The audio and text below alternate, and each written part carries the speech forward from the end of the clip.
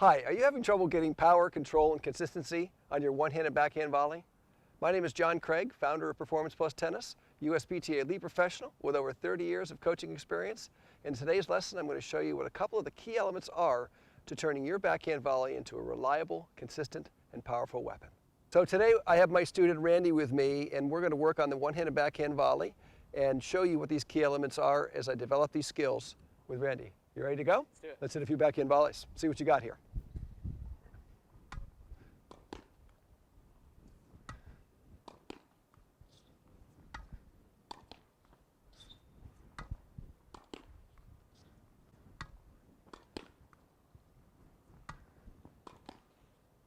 So the first thing we're going to work on is the footwork, because if we get the feet to work, then it's a lot easier to control the racket.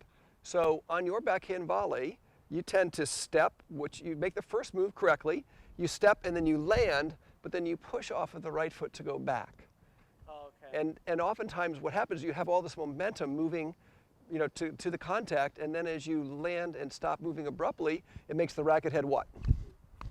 Drop, because the momentum has to go somewhere.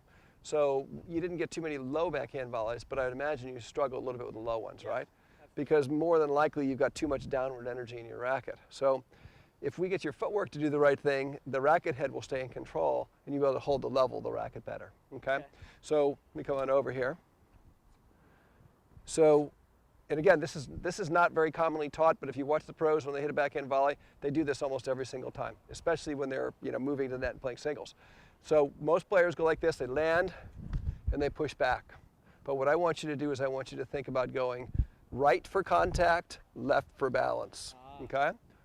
And when you're moving for a ball and the ball's coming and you're pushing, you go 1, 2, it's a lot easier to keep control of the racket head level, okay? It also gives you a much better balance to recover from. So for me to go like this and reach a ball and then push back to get ready for the next ball is not nearly as efficient as me making an explosive move 1, 2, and now I'm ready. See that? Okay. So let's play a few backhands and let's just see if we can get that footwork in. Okay, sounds good. So before we do that though, let's just follow me. You ready? Ready? Here we are. We're going to start from the right of the center mark, okay? And we're going to go here, and we're going to go right, left, push off. 1, 2, 3, bounce, bounce. Right, left. 1, 2, 3, bounce, bounce. Right, left. Okay? Let's see how we do that with the ball. And as we're doing this, let's go slower and calmer. Let's see what happens. Ready? Okay, here we go.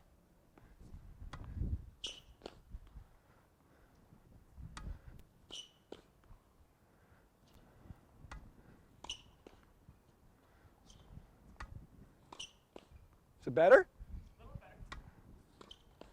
That was a bad one. I fed that ball right into you, sorry. 1, 2. 1, 2. 2. Your racket's going down. Make it come forward and through the ball. 1, 2. Slower.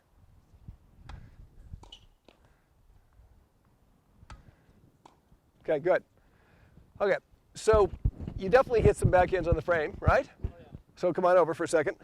So what part of the frame did you hit? Did you hit the throat, the bottom, the end, or the top? Which one do you think you hit?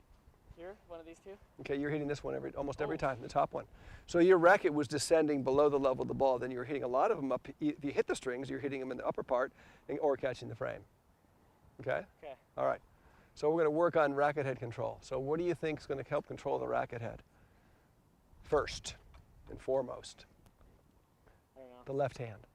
So the key element to really setting up the backhand volley is the left hand's in control again. So when I go to play a backhand volley, my left hand is actually going to set the racket in front of the oncoming ball, and my right hand just feels like it's following the grip. It's just following the racket and staying on the grip, but it's not doing any of the work. I want to reserve this movement, this shoulder, to play the volley itself. I don't want it to try to work to get the racket to the ball. I want my left hand to hold it and set it, and then I transfer it to the right to make contact, okay? So if you get this hand involved more, it's going to help you quite a bit, okay? The non-dominant hand. And it's also critical that you'll find out that it's going to hold until the last instant. You're going to feel like the ball is almost on the strings, and then you're going to let it go. How does contact point look on the volley? How should it be? Well, it depends on the height of the ball a little bit, but we certainly are going to be coming down from where the racket head's above the hand, and it's going to be dropping in slightly, and it's going to be coming closer to level with the hand for a medium height volley, okay? But we're not going to hinge here, are we? We're going to move this from the shoulder, so the racket's going to feel like it drops in and through from the shoulder. So the racket's going to finish more, it's going to finish more open. It's going to go from here, and relax your elbow a little bit, and it's going to drop in and go to there. Okay. Yeah, yeah. So at the end, the conclusion of the volley, the racket's going to be more open than not. Okay. So let's try a few, and let's go slower, and just see if you can get the left hand to be involved a little bit more. Okay. So we got footwork and left hand. Okay. Nice volley. Okay. Make less work of it. Good. Make less work of it. Okay. Okay. And freeze at the end of this one. 1, 2. Hold. Good. Good. Do it again. Freeze. 1, 2. Will you late or early letting the racket head go? Early. Hold longer with the left hand. Pause at the end. Nice. Good. Come back again. Hold. Calmer. Pause at the end. Good. Yeah, stay calm. Stay calm. Good. You're still a little early. Wait. There you go. Better. Good. Beautiful. What'd you do on the last two that made them feel better?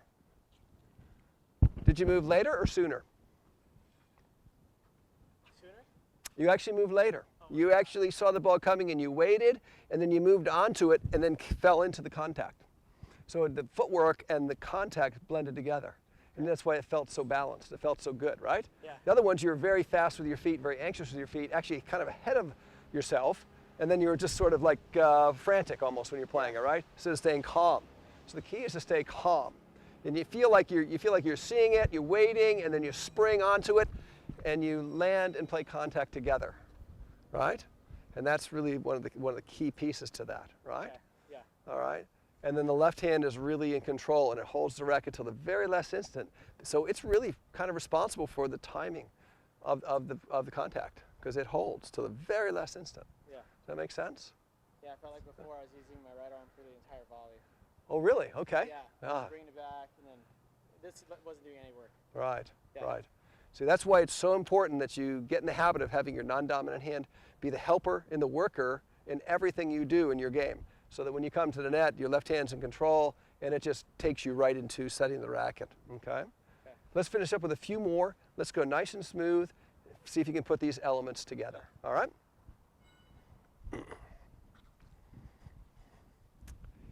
So let's do 5 more, and just pause at the end of each one. Hold your balance. Perfect.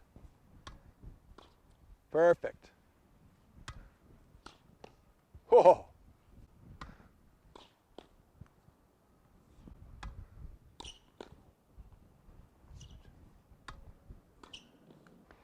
One other final thing to note here that's a bit of a myth on the backhand volley, and if we go back and watch Randy hitting his backhand volley, and you watch my earlier clips, you'll see that we do not have a significant shoulder turn. So it's a myth to think that you're going to play a backhand volley with a shoulder turn. So don't think about turning your shoulders. Think about using your left hand and getting the racket in the path of the ball. And this is adequate shoulder turn, 45 degrees. You don't need to go further than that unless the ball is far away and then you have to reach for it, then that's a big shoulder turn. Yeah. But that's only for reaching. So you don't want to feel like you have to turn to play the volley. You'll turn to the level, to the place you need to naturally without thinking about it. Okay, those look really good. Thank you. Some of those feel a lot better? A lot better. A lot better. Okay. So I got to practice a lot. Yeah, good. So there is certainly more to learn about the backhand volley and volleys in general. And if you would like to learn more about the 5 key principles that you need to develop on every shot in tennis, please click below, in the link below in the description, and get our free guide to learning the 5 key principles that every professional player uses to play every shot in tennis.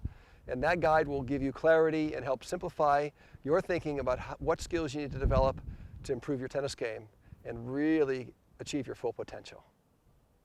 Don't forget to subscribe to our channel and like us, and we look forward to seeing your comments down below. Please leave us some comments, and we'll see you on the next video.